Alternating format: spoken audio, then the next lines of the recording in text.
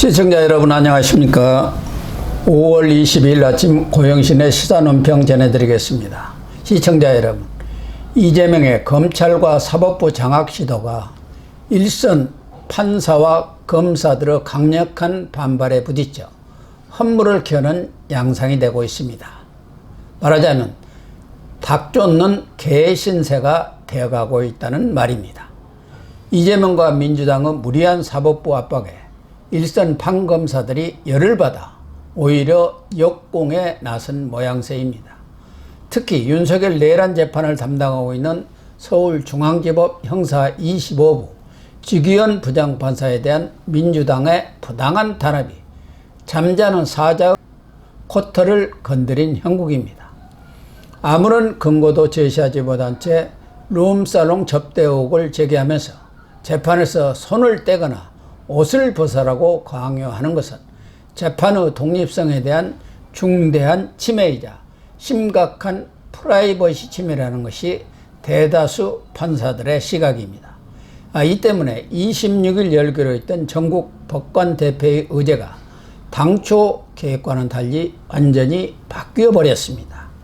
일부 진보 좌파 판사들이 주동이 되어서 법관 대표회의를 열기로 한 것은 민주당 이재명 공직선거법 재판을 이례적으로 신속하게 유죄 취지 파기환송 선고를 한 대법원 재판의 정치 중립성, 공정성 문제를 따지기 위한 것이었는데요.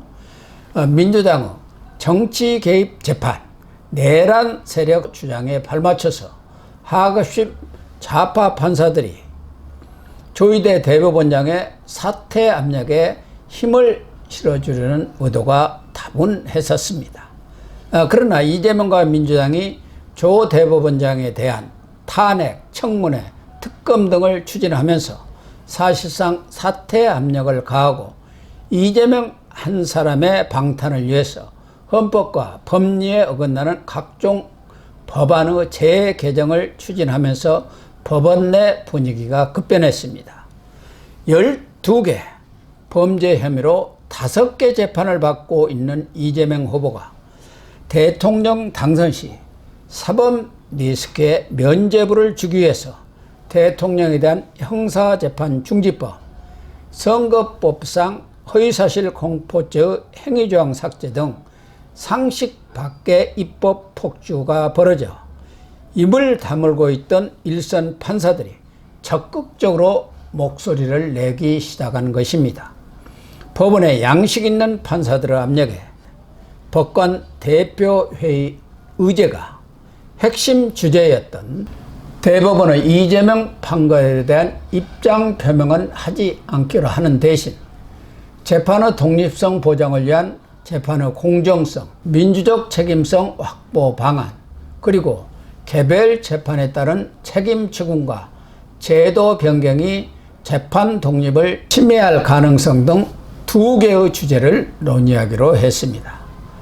법관 대표의 표적이 이재명을 단죄한 조희대 대법원에서 사법부를 겁박하고 장악하려고 시도하고 있는 이재명 민주당으로 바뀐 셈입니다. 그만큼 사법부 구성원 전체가 만약 이재명 후보가 집권할 경우 법치의 최후 보루인 사법부와 재판의 독립성이 지켜질지에 대한 심각성을 인식하고 있다는 뜻입니다. 사법개혁을 앞세워서 지기현 부장판사처럼 자신들의 입맛에 맞지 않는 판결을 한 판사들이나 보수 성향 강벌 판사들에 대한 대대적인 숙청 작업을 벌일지도 모른다는 우려를 하고 있습니다. 전국 법관 대표회가 그동안 어떤 일을 해왔습니까?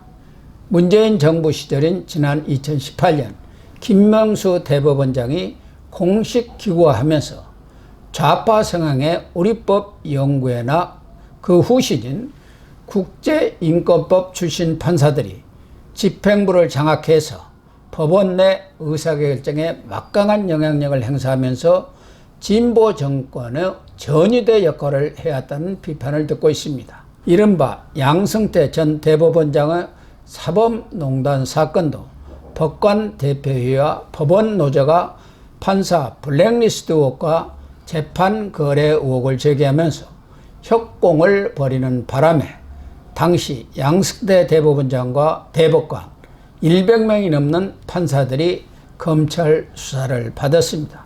결국 사법부는 문재인 정권의 손아귀에 들어갔습니다.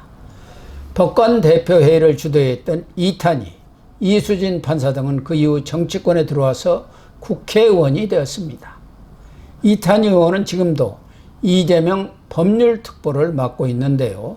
이 후보가 유정교사 항소심 재판에서 무죄를 받은 것은 이 의원의 로비가 결정적인 역할을 했다는 소문도 있습니다. 이번에도 몇몇 좌파 판사들이 판사들 내부 인터넷망인 코트넷에 글을 올려 조 대법원장의 사퇴를 주장하자 법복을 벗고 민주당에 입당하라는 비판이 쏟아졌습니다. 정치권과 연계된 일부 정치 판사들이 서울고법 최은정 재판부에 이재명 선거법 무죄 선고 잘못을 명쾌한 법리로 바로잡은 대법원의 파기환송 판결에 대해 잘못을 따지겠다는 것이 말이 됩니까?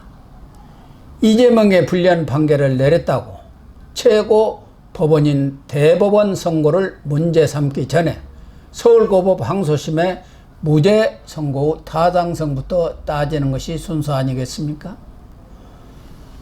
대법원의 선거법 판결이 이례적으로 신속하게 진행되었다고 대법원장의 사퇴를 주장하는 행위는 하극상 차원을 넘어서 일신의 영달을 꿈꾸고 정치권과 내통한 정치 판사라는 비난을 들어도 할 말이 없을 것입니다. 법원에 양식 있는 판사들이 집단 지성을 발휘해서 좌파 판사들을 앞세운 이재명과 민주당의 도를 넘는 사법부 흔들기에 일격을 가한 셈입니다. 서울고법 파기환송심 재판부와 대장동, 유진교사 재판 등 이재명 관련 재판들이 줄줄이 대선 후로 연기되면서 사법부가 이재명의 협박에 무릎을 꿇은 것이 아니냐는 우려의 목소리가 높은 마당에 아직도 사법부가 정의의 보루로서 살아있음을 보여준 쾌거가 아닌가 생각합니다. 검찰에서도 세계에서 가장 큰 검찰청이라는 서울중앙지검 이창수 지검장과 조상원 4차장이 동반 사퇴 의사를 표명해서 충격을 던져주고 있습니다. 이 지검장과 조 차장검사는 성남지청의 지청장과 차장검사로 있으면서 이재명 성남FC 사건을 끈질기게 파헤쳐서 기소한 바 있습니다.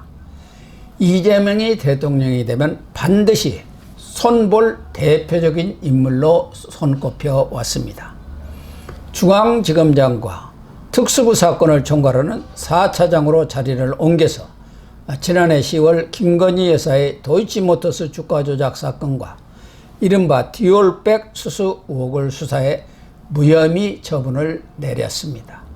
민주당은 봐주기 수사를 했다고 반발하면서 12월 탄핵 소추를 했으나 98일 만인 지난 3월 헌재 재판관 8명 전원 일치로 기각이 돼서 복귀했습니다. 중앙지검의 김건희 여사 수사는 많은 비판을 받고 있지만 서울고검이 재수사를 하고 있기 때문에 수사의 잘잘못은 명백히 가려질 것입니다. 김건희 수사와는 별개로 두 사람은 검찰의 중심축이나 다름없는 중추적 인물이고 이재명 수사와 진행 중인 재판의 공소를 담당하고 있는 책임자입니다. 비록 건강상의 이유로 사퇴 사유를 들고 있지만 이재명 집권 후 검찰에 불어닥칠 보복을 피해 선수를 쳤다는 관측이 많습니다. 검찰에 남아있다가는 한직으로 밀려나는 것은 말할 것도 없고 수사로 시달림을 받으면서 온갖 수모를 겪게 될 것은 뻔합니다. 그럴 바에는 차라리 정권이 바뀌기 전에 옷을 벗는 것이 신상에 좋겠다고 판단했음직합니다. 두 사람의 사태를 시작으로 버보고 손길을 피해 유능한 검사들이 대거 엑소더스하는 신호탄이 올랐다고 봐야 할 것입니다. 이재명은 사퇴를 하도 정치 편향의 검찰권을 행사한 책임은 면하지 못할 것이다. 총을 난사하는 사법부도 고치고 깨끗이 해야 한다고 주장하고 있습니다. 입법 행정권을 장악하는 것도 모자라서 사법부와 검찰마저 길들이기 위한 광란의 칼춤을 예고한 것이나 다름없습니다. 판검사들의 소극적인 저항만으로 과연 이재명과 민주당의 입법 쿠데타에 제동이 걸릴지 의문입니다. 이재명이 집권하면 과연 어떤 세상이 펼쳐질지 정말 걱정이 앞섭니다. 방송 마치겠습니다. 시청해 주셔서 감사합니다.